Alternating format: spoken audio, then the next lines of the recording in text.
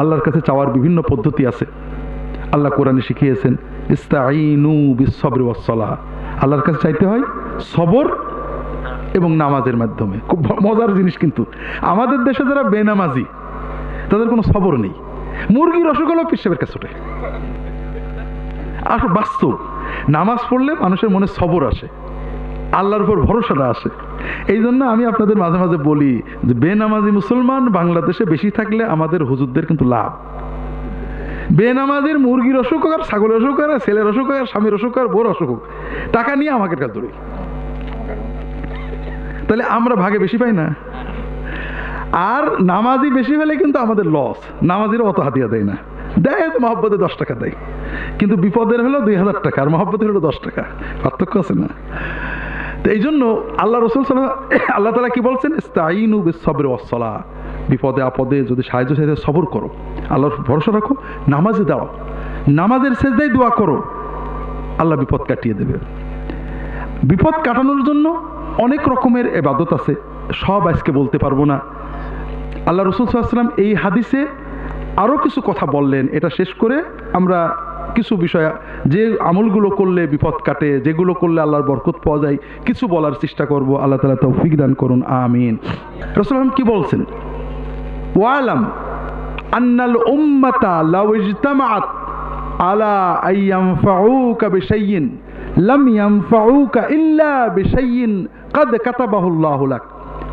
খুব ভালো করে বোঝো বাবু, যদি বিশ্বের সকল সৃষ্টি, জিন, ইনসান, ফেরেশতা, গৌস, কুতুব, ওলি, আবদাল, পীর সবাই মিলে যদি এক জায়গা হয় যে তোমার কোনো উপকার করবে, আল্লাহর ইচ্ছার বাইরে, আল্লাহর নির্ধারণের বাইরে কোনো উপকার তোমার করতে পারবে না। وأن الأمة لو اجتمعوا على أن يضروك بشيء لم يضروك إلا بشيء قد كتبه الله عليك। আর যদি সারা সৃষ্টি, জিন, ইনসান, ফেরেশতা, মানুষের ভিতরে ওলি, বুজুর্গ, গৌস, পীর, আম্বিয়া সবাই মিলে একসাথে হয়ে সিদ্ধান্ত নেয় যে তোমার কোনো ক্ষতি করবে, আল্লাহর ইচ্ছা নির্ধারণের বাইরে কোনো ক্ষতি করতে পারবে না। কথা বোঝেননি? এটা মনের ভিতরে জোর রাখতে হবে। আর এটা হলো আমাদের বাঁচার পথ, আমাদের দাঁড়িয়ে থাকার পথ। এটা ভুল হলেই শিরকে চলে যাবে। আল্লাহ কোরআন কারিমে সুন্দর করে বুঝিয়েছেন, দরাবাল্লাহু মাসালান রাজুলান ফীহি শুরাকা ও মুতাশাকিসুন ওয়া রাজুলান সালামান লিরাজুল হাল ইস্তাবিয়ান। দুজন মানুষ, একজন মানুষের, একজন চাকরের অনেকগুলো মালিক। বাজারের 50 জন চায়ের দোকানদার একজন চাকর রেখেছে, একজন চাকরের 50 জন মালিক, আর একজন চাকরের একটা মালিক। দুইজন কি সমান? ভালো অবস্থাকার। এক চাকর এক মালিককে কষ্ট হলেও খুশি করতে পারে, আর মালিক যদি 50 জন হয়, জীবন শেষ করলেও সবাই রাগ করবে। এই তোর কখন না বলি চা দিয়ে যা, বলো অমুক ছাড় ডাকছিল, অমুক ছাড় ডাকলে আমি ছাড় না। হ্যাঁ, ঠিক আছে না? যারা ইমানদার তাদের মালিক একমাত্র কে? সে জানে আমার ভালো মন্দ কার হাতে। আমি ছুটি, আমি চাষ করি, ব্যবসা করি, মন্ত্রীর কাছে, এমপির কাছে, চাকরির জন্য ছুটি, কাম করি, আল্লাহর হুকুম করি, কিন্তু ভালো মন্দর মালিককে? যে আল্লাহ আমাকে আমার চেয়েও ভালোবাসেন, মায়ের চেয়েও ভালোবাসেন, আমার ভালো মন্দ আমার চেয়ে বেশি বোঝেন, ঠিক না? কাজেই মুমিনের মনে কোনো টেনশন থাকে না। আর যে মুশরিক, তার মনে শুধু টেনশন, কোথায় যাব, কোথায় যাব, কোন দরগায়, কোন মাজারে, ওই গাছের পানি, ওই পুকুরের জল, ওই কুমিরের গায়ের ময়লা, ওই শোল মাছের গায়ের ময়লা, ওই কচ্ছপের ঝুটো, এই জন্য সারাদিন ছুটে বেড়ায়। কথা বোঝেননি? কোনো শান্তি নেই। কোথায় গেলে কে বদদোয়া করলো, আর কোথায় গেলে দোয়া পেলো, এই জন্য ও পাগল, ও মানুষের চেয়েও খারাপ, ও পশুর চেয়েও খারাপ, ও নত জানু, ওর মনটা সবসময় অস্থির। কথা বুঝতে পারেন তো ভাইরা? কাজে সত্যিকারের মানুষ হতে গেলে, সত্যিকারের সফলতা পেতে গেলে আমাদেরকে অন্তর দিয়ে বিশ্বাস করতে হবে যে ভালো মন্দর মালিক একমাত্র কে? আল্লাহ না দিলে কেউ দিতে পারে না, আল্লাহ দিলে কেউ ঠেকাতে পারে না। কথা কি বুঝতে পেরেছেন তো ভাইরা? এই যে আল্লাহর রহমত বরকত পাওয়ার জন্য প্রথম কাজ হলো ঈমানটাকে মজবুত করা, দ্বিতীয় হলো কিছু কাজ করে আল্লাহর রহমতের জন্য চেষ্টা করা, ঠিক না? এই দুটো বিষয় খুব সংক্ষেপে আপনাদের কিছু বলার চেষ্টা করবো ইনশাআল্লাহ। আল্লাহ তাআলা তৌফিক দান করুন, আমিন। এই ঈমানকে মজবুত করতে হবে। ঈমান খুব সহজ। ঈমানের আরেকটা জিনিস বাদ রয়ে গেছে। এই যে ঈমান আমরা রাখতে গেলে একটা মডেল লাগে। এই জন্য আল্লাহ ঈমানটা দুটো বাক্য দিয়েছেন, লা ইলাহা ইল্লাল্লাহু মুহাম্মাদুর রাসূলুল্লাহ। কথা বোঝেননি? লা ইলাহা ইল্লাল্লাহু মানে কি? আল্লাহ ছাড়া কোনো মাবুদ নেই। আর মুহাম্মাদুর রাসূলুল্লাহ মানে মুহাম্মদ সাল্লাল্লাহু আলাইহি ওয়াসাল্লাম ছাড়া কোনো মুর্শিদ নেই। একটু ব্যাখ্যাটা বোঝার চেষ্টা করি। লা ইলাহা ইল্লাল্লাহু মানে কি? আল্লাহ ছাড়া কোনো, আর মুহাম্মাদুর রাসূলুল্লাহ মানে মুহাম্মদ সাল্লাল্লাহু আলাইহি ওয়াসাল্লাম ছাড়া কোনো মুর্শিদ নেই। তার মানে কি? আমরা ইবাদত করব একমাত্র কার? আল্লাহ। ইবাদত মানেটা কি ভাই? এই যে টুপি পরবো, জিকির করব, দাড়ি রাখবো, নামাজ পড়বো, জুব্বা পরবো, তাসবিহ তাহলিল করব, কোরআন তেলাওয়াত করব, এই যে কাজগুলো করি এটার সওয়াব কে দেবে বলে আশা করি? এর মানে আমরা ইবাদত করছি কার? আল্লাহ। এখন প্রশ্ন হলো, কোন কায়দায়, কোন তরিকায় দাড়িটা রাখলে, টুপিটা পরলে, পাগড়ি পরলে, জিকির করলে, তাসবিহ করলে, জানাজা পড়লে, কোরআন তেলাওয়াত করলে, দরুদ পড়লে, কোন তরিকায় কামটা করলে আল্লাহ নেবে, সওয়াবটা দেবে? এই তরিকা, কায়দাটা আল্লাহ কাকে শেখাইছিলেন? তাহলে এই তরিকাটা কার কাছ থেকে নেব ভাই? হ্যাঁ, তাহলে মাহবুদ একমাত্র কে? আর মুর্শিদ একমাত্র কে? ইবাদত একমাত্র কার? তরিকাটা একমাত্র কার? রাসূল সাল্লাল্লাহু আলাইহি ওয়াসাল্লামের। এইটা না হলে ঈমান রাখা যায় না। কারণ একটা মডেল তো রাখবে। আমরা সবসময় একটা ভুল করি ভাইরা, কোনো বিষয়ে ঝগড়া হলেই বলি আরে এত মানুষ করে, অমুক হুজুর করে, এরকম বলেন নাকি? না, মানুষ করে এটা ভালো, কিন্তু মানুষের কর্মকে নবীজির তরিকার বিরুদ্ধে লাগানো যায় না। আমরা যদি সন্দেহ থাকে, কেউ এসে বললে মানতে হবে জরুরি না। আমাদের সবারই কথা আমরা নবীর সুন্নত মতো চলবো। একজন এসে বললে এই দেখো হাদিসে এইটা আছে, তুমি যেটা করো ঠিক না, আমি তার পিছে পিছে দৌড়াবো, জরুরি না। কিন্তু আমি বলবো যে ভাই আমি হাদিস মতো চলতে চাই, আমি হাদিস খোঁজ নিই, যদি আমি হাদিস পাই আমি হাদিস মতো চলবো। কথা বুঝতে পেরেছেন? যখন রাসূলুল্লাহ সাল্লাল্লাহু আলাইহি ওয়াসাল্লামের তরিকায় আল্লাহর ইবাদত আমরা করার চেতনায় সুদৃঢ় হব, আমাদের বাকি কাজ সহজ হয়ে যাবে। ঈমানকে মজবুত করার জন্য আল্লাহর কয়েকটা ইবাদত, ছোট ছোট ইবাদত আপনাদের বলবো, খুব দরকার। এতে ঈমানও মজবুত হবে, দুনিয়ার বরকত পাওয়া যাবে। তার এক নম্বর হলো নামাজ। এক নম্বর কি? নামাজ আমাদের দেশে আমরা কঠিন করেছি, আগেই বলেছি। আমরা টুপির যত গুরুত্ব দিই, নামাজের তত গুরুত্ব দিই না। আসল কিন্তু তা না। নামাজ টুপি থাকলে টুপি মাথায় দিয়ে, না থাকলে খালি মাথায়, না থাকলে খালি গায়ে, না থাকলে ন্যাংটো হয়ে। নামাজ কিন্তু ন্যাংটো হয়ে পড়তে হবে। নামাজ মানে কি?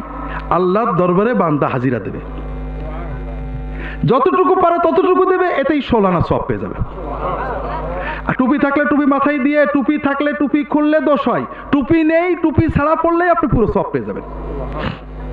জামা নেই খালি গায়ে, কাপড় নেই ন্যাংটো হয়ে, ওযু নেই তায়াম্মুম করে, সূরা কেরাত জানেন না, শুধু চুপ করে দাঁড়িয়ে থেকে অথবা সুবহানাল্লাহ পড়ে নামাজ পড়বেন, এতেই 16 আনা সওয়াব পেয়ে যাবেন। কাজেই নামাজ আমার খাওয়ার মতো। অনেকে বলে হুজুর টুপি নেই, হুজুর সূরা কেরাত জানি না, নামাজ পড়ি না, আছে নাকি এরকম? কিন্তু কেউ কি বলে হুজুর খাওয়া দাওয়া পরে 1 মাস খাইনে, কারণ বউ শুধু আলু ভর্তা ভাত রাঁধতে, আমি ইলিশ মাছ পাইনি বলে আর খাইনে, আছে নাকি এরকম? হ্যাঁ, নেই তো। কারণ আমরা জানি খাবার খেতে হবে, ভালো হলে ভালো, নইলে যা পাওয়া যায় খেতে হবে, নইলে কি হবে? দেহটা মরে যাবে। নামাজ আমাদের আত্মার খোরাক। নামাজ যে কোনো ভাবে পড়তে হবে, অজু থাকলে অজু সহ, নইলে অজু ছাড়া তায়াম্মুম করে, দাঁড়াতে পারলে দাঁড়িয়ে, নইলে বসে, নইলে শুয়ে, কেবলামুখী হতে পারলে কেবলামুখী হয়ে, নইলে উত্তর দক্ষিণ পূব পশ্চিম যেদিকে পারছি মুখ করে, দাঁড়াতে পারলে দাঁড়িয়ে, নইলে হাঁটতে হাঁটতে, দৌড়াতে দৌড়াতে, ঘোড়ার পিঠে বসে, পায়ে হাঁটতে হাঁটতে, নামাজ আমাকে সময় মতো পড়তেই হবে। কথা বুঝতে পারেন? আমি সাধ্যের ভিতরে যতটুকু করেছি ওটাতেই আল্লাহ তাআলা আমার পুরো সওয়াব দিয়ে দেবেন। নামাজ অনেক সময় আপনাদের দেশে আছে কিনা জানি না, আমাদের দেশে অনেকে বলে আরে মন ভালো হোক তারপর নামাজ পড়বো। হ্যাঁ, আছে তাই না? মাশাআল্লাহ।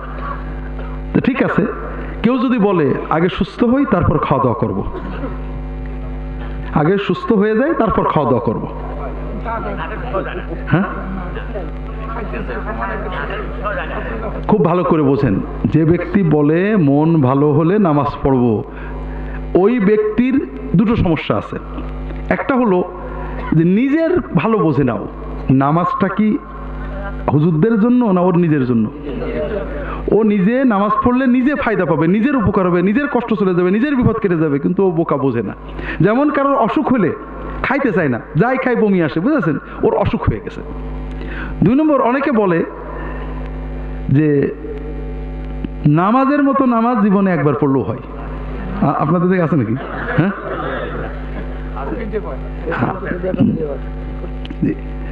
এই মুসলমান না কাফের? আবু জেহেলের মতো তার চেয়ে বড় কাফের। কারণ সে, আমাদের গোলমালটা এক জায়গায় ভাই, এই জায়গাটা ধরেন, নবীজিকে মডেল ধরেন, আর কিছু ঝামেলা থাকবে না। রাসূলুল্লাহ সাল্লাল্লাহু আলাইহি ওয়াসাল্লাম কি নামাজের মতো নামাজ পড়তেন না আলতো ফালতো নামাজ পড়তেন? সেই নামাজের মতো নামাজ কোন আর আজীবনই পড়া লাগছিল না একবার পড়লেই হয়েছিল? কেউ যদি মনে করে আমি নবীর চেয়েও বড়, আমার একবার পড়লেই হয়, সেখানে মুসলমান থাকে? কাজে আমাদের কোনো ঝগড়া লাগবে না। তুমি যে বললে নামাজের মতো নামাজ একবার পড়লে হয়, মুহাম্মদ সাল্লাল্লাহু আলাইহি ওয়াসাল্লাম নামাজের মতো নামাজ পড়তেন না আলতো ফালতো পড়তেন? ওনার কি একবার পড়লে হয়েছিল না আজীবন পড়া হয়েছিল? কেউ যদি নিজেকে মুহাম্মদ সাল্লাল্লাহু আলাইহি ওয়াসাল্লাম বড় মনে করে, সে আর মুসলমান থাকে না। 2 নম্বর কথা, কেউ কি বলে যে খাওয়ার মতো খাওয়া জীবনে একবার খেলেই হয়? হ্যাঁ, বলে? তা বলবেন না। 3 নম্বর কথা, অনেকে হয়তো বলে যে আরে একই এসে গেলে আর নামাজ লাগে না, মারেফত হয়ে গেলে নামাজ লাগে না। প্রথম কথা হলো, মারেফত কিন্তু কোরআনে বলেছে আবু জেহেলের ছিল। বোঝেন তো কথা? কোরআনে আছে মারেফত ইহুদি নাসারা আবু জেহেলের খুব ভালো ছিল, ওরা জান্নাতে যাবে তো? মারেফতের কোনো দাম নেই ইসলামে, শয়তানের কাছে দাম আছে। কাজে যারা মারেফত করে সব ওই শয়তানের মরার পথে চলে। মারেফত আল্লাহ কোরআনে অনেক জায়গায় বলেছে, আমার হাদিসের নামে জালিয়াতি বইয়ে পাবেন, বিশেষ করে আবু হানিফা রাহমাতুল্লাহ আলাইহির আল ফিকহুল আকবারে পাবেন। মারেফত শয়তানের কম না, সবচেয়ে বড় মারেফত শয়তানের। ও জান্নাত দেখেছে, জাহান্নাম দেখেছে, হাক্কুল ইয়াকিন আছে ওর, ঠিক না? হ্যাঁ, ও জান্নাতে যাবে তো? হ্যাঁ। 2 নম্বর কথা হলো, যদি মারেফত আসলে নামাজ না লাগে, নবীজির কাছে যাই। নবীজির কি মারেফত ছিল? সেই মারেফত, সেই ইয়াকিন নবুয়তের শুরু থেকে ছিল না? নবুয়ত পাওয়ার পরে আর কোনো মারেফত বাকি থাকে? মারেফত পাওয়ার পরে নবীজি কি নামাজ পড়ছিলেন? একদিন 2 দিন না, আজীবনই। কেউ যদি মনে করে আমার মারেফত নবীর চেয়েও বেশি, তাহলে ঈমান থাকলো? 2 নম্বর কথা, কেউ যদি বলে সুস্থ হওয়ার পরে আর খাওয়া দাওয়া লাগে না, হ্যাঁ, বলবে, তাকে কোথায় পাঠাবেন? হাসপাতালে অথবা অভাব নাই। হ্যাঁ, হাসপাতালে অথবা। আপনি যখন নামাজ বাদ দেবেন আপনার ঈমান চলে যাবে। যেমন আপনি সুস্থ হয়েছেন, আপনার আলহামদুলিল্লাহ সুস্থ হয়ে গেছে, এখন আর খাবো না। সুস্থ হলে আর খাওয়া লাগে না, হ্যাঁ, হবে। ঠিক কেউ যদি বলে একদিন আসলে মারেফত হলে নামাজ লাগবে না, একই কথা। কারণ যখনই আপনার নামাজ বাদ দিলেন আপনার মারেফত শেষ, তারপরে আপনার মারেফত আসেনি। আল্লাহকে আপনি চিনেছেন, আল্লাহর সামনে হাজিরা দেননি, নবীর তরিকায় আপনি চেনেননি। কথা বুঝতে পেরেছেন? তো এই সব ভাইরা শয়তানের ওয়াসওয়াসা। আসল কথা কি জানেন? আসল একটা মারেফতের ভেদ বলি আপনাদের, সেটা হলো যে নামাজ যে বান্দা পড়ে ওই বান্দার কলবে শয়তান পুরো ঢুকতে পারে না। আর এই ফকিরি মতের লোকেরা এই জন্য সবার আগে বাধা দেয় নামাজে, কারণ ও নামাজ পড়লেই ও আর শয়তান কবজা করতে পারে না। যতদিন নামাজ পড়বে শয়তান এসে এদিক সেদিক যাবে, কিন্তু ঢুকতে পারছে না। নামাজ বাদ দিলেই শয়তান ওকে পুরো কবজা করে ফেলবে। কথা বুঝতে পেরেছেন? একজন বলল যে আমার হুজুরের মুরিদ হলে নামাজ লাগে না। আছে নাকি আপনাদের দেশে এরকম? হ্যাঁ, নেই? আর খুব ভালো করে বুঝি, আপনি প্রতিদিন মায়ের কাছে যায়, মাও বৃদ্ধ হয়েছে, আপনিও বৃদ্ধ, প্রতিদিন 10-15 মিনিট মার কাছে যে একটু কথা বলেন, দোকান থেকে এসে বা অফিস থেকে এসে বা দোকানে যাওয়ার সময়, আম্মা কেমন আছো, আজ কি খাবা, শরীর ভালো আছে তো? প্রত্যেক দিন একই কথা। আপনার বড় ভাই বলল যে তুই প্রতিদিন মায়ের কাছে যে আধা ঘন্টা সময় নষ্ট করিস কেন? তুই আমার সাথে থাক, মার কাছে যদি তোর কোনো প্রয়োজন থাকে আমি আদায় করে দেবো, মার কাছে যে সময় নষ্ট করিস না। ভাইয়ের বুদ্ধিটা কেমন লাগলো আপনাদের? ভালো না? মায়ের কাছে গল্প করা কি সময় নষ্ট না সময় কাজে লাগানো? মা বেশি প্রিয় না আল্লাহ বেশি প্রিয়? তাহলে যদি কেউ বলে তুই প্রতিদিন আল্লাহর কাছে 10 মিনিট করে বসে থেকে কি করিস, তুই আমার কাছে থাক, তোর যা লাগে আল্লাহর কাছে এনে দেবো, হ্যাঁ, হয় না। এরপরে শোনেন, আপনার এলাকার এমপি আপনার খুব মহব্বত করে, ছোটবেলার বন্ধু অথবা আপনার বাপের বন্ধু, বলে যে মনি আমি যখন বাড়ি থাকবো তুই আসবি, চাটা খাবি। আপনি যান, প্রতিদিনই যেয়ে চা খান, গল্প করেন, আর কিছু না, এ গপসপ করে চলে আসুন। আপনার দলের একজন আপনাকে বলল যে তুই প্রতিদিন এমপির কাছে যে এত সময় নষ্ট করিস কে, তুই আমার গ্রুপে থাক, তোর যখন যেটা লাগে আমি এমপির কাছে এনে দেবো। বুদ্ধিটা কেমন লাগলো? হ্যাঁ, আপনি কিন্তু কোনো প্রয়োজনে যান না, মহব্বতেই যান। কিন্তু মহব্বত যেহেতু আসছে, দরকার হলে একটা জিনিস চাইতে পারবেন, ঠিক না? যাওয়া আসা যখন বন্ধ হয়ে গেল তখন মহব্বত কেটে গেল। এখন ও কি করবে, যখন আপনার কিছু লাগবে, বলবে 3,000 টাকা লাগবে, 5,000 লাগবে, এমপি বলেছে আবার 10 লাগবে, ঠিক না? ও আপনার মাথায় কাঁঠাল ভেঙে খাবে, বুঝলেন না? যদি কোনো পীর সাহেব বলে, মৌলানা সাহেব বলে যে তুমি আমার মুরিদ হলে নামাজ লাগবে না, সেও কিন্তু একই কথা বলছে। সে চাচ্ছে যে আল্লাহর সাথে আপনার সম্পর্কটা নষ্ট করে দিতে, এরপরে আল্লাহর নামে আপনার মাথায় ও কাঁঠাল ভেঙে খাবে। ও আপনার বন্ধু না দুশ্মন? দুশ্মন। আল্লাহর সাথে সম্পর্কটা ডাইরেক্ট রাখতে হবে, কেউ যেন আমাকে এখানে ঢুকতে না পারে। তাহলে আপনি সব পাবেন, মারেফত পাবেন, দোয়া কবুল পাবেন, বিপদ কেটে যাবে। আল্লাহর সাথে সম্পর্কের মূল ভিত্তি হলো নামাজ। কথা কি বুঝতে পেরেছেন? এখানে আরেকটা কথা বলবো, বৃদ্ধদের না, কারণ বৃদ্ধদের আর এখন সময় তেমন নেই, চেষ্টা করলে হবে সহজ, বিশেষ করে জোয়ানদের। সেটা হলো নামাজটা আমরা পড়ি যেটাকে বলা হয় নাক দিয়ে খাওয়া। খাওয়া কিন্তু নাক দিয়েও খাওয়া যায়, মুখ দিয়েও খাওয়া যায়। আপনারা কোনটা দিয়ে খাইতে চান? আমি বলি দেখেন, যুক্তি, নাক দিয়ে খাওয়া উত্তম। নাক দিয়ে খেলে হাতে ময়লা লাগে না, হাত ধোয়া লাগে না, কষ্ট হয় না, বসা লাগে না। এখন তো সবাই নাক দিয়ে খাবো, ঠিক আছে? মুখ দিয়ে খেলে লাভ কি? একটাই লাভ, মজাটা পাওয়া যায়, তাই না? নাক দিয়ে খেলে পুষ্টি যাচ্ছে কিন্তু মজা পাচ্ছি না, আর গাল দিয়ে খেলে মজাটা পাচ্ছি। তা আমরা নামাজ পড়ি নাক দিয়ে, অর্থাৎ বুঝি না নামাজে কি পড়ছি। হ্যাঁ, দাঁড়ান নামাজ ফরজ আদায় হয়ে গেল, পুষ্টি চলে গেল, সওয়াব ইনশাল্লাহ হয়ে গেল। কিন্তু যদি একটু বুঝতাম তাহলে মজা পাইতাম। সেই জন্য যুবকদের বলবো, এবং যারা পারেন, নামাজের ভিতরে আমরা 10-12টা সূরা পড়ি, এর অর্থগুলো শিখে নেবেন, দোয়াগুলোর অর্থ শিখে নেবেন, তাসবিহগুলোর অর্থ শিখে নেবেন, কিছু এক্সট্রা দোয়া শিখে নেবেন। নামাজের ভিতরে প্রতিটি সাজদায় আল্লাহর কাছে কিছু চাইবেন, সুন্নত দোয়া দিয়ে চাইবেন। নামাজের ভিতরে অল্টারনেট করে দোয়া পড়বেন, দোয়া মাসুরে এক এক সময় এক একটা পড়বেন। নামাজের ভিতরে আল্লাহর সাথে কথা বলার অভ্যাস করেন, দেখবেন আপনার জীবনে চেয়েছেন পাননি এমন জিনিস আর থাকবে না। কাজেই বিশেষ করে যুবকদের সামনে জীবন বড় কঠিন। তোমরা যৌবনে আসো, যৌবন শেষ হয়ে যাবে 30, 35, 40-এ।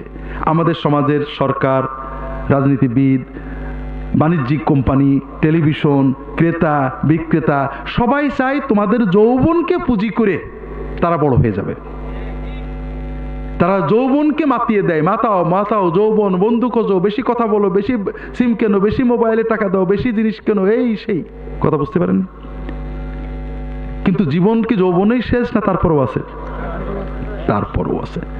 যদি একটা উদাহরণ আমি মাঝে মাঝে দিই, দুধ যখন আমরা জ্বালাই, দুধ জ্বালাই না, একজন আধা কেজি দুধ কিনেছে, হাঁড়িতে দিয়েছে, আধা হাঁড়ি হয়েছে, জ্বালাচ্ছে, হাঁড়ি ভরে যায় না? চিন্তা করলে এত দুধ কে খাবে, যেটু পরে পড়ুক, আমার এক হাঁড়ি থাকলেই হবে। ও জ্বালাচ্ছে, ঘন হচ্ছে, শেষ পর্যন্ত কতটুকু থাকে? কিছু থাকে না, ঠিক না? আমাদের যৌবনটা হলো এই উদ্বেলিত, পড়ে যায়। কথা বোঝেন না? যৌবনে যদি গ্রোথ থাকে, এই জন্য যুবকেরা বুঝতে পারে না কি পড়ে যাচ্ছে।